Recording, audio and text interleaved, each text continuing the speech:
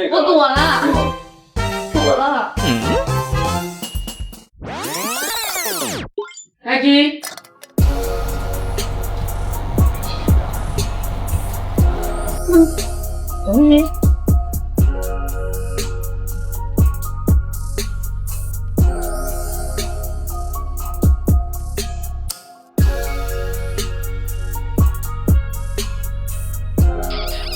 你现在没躲开啊？哪家？第一家躲了？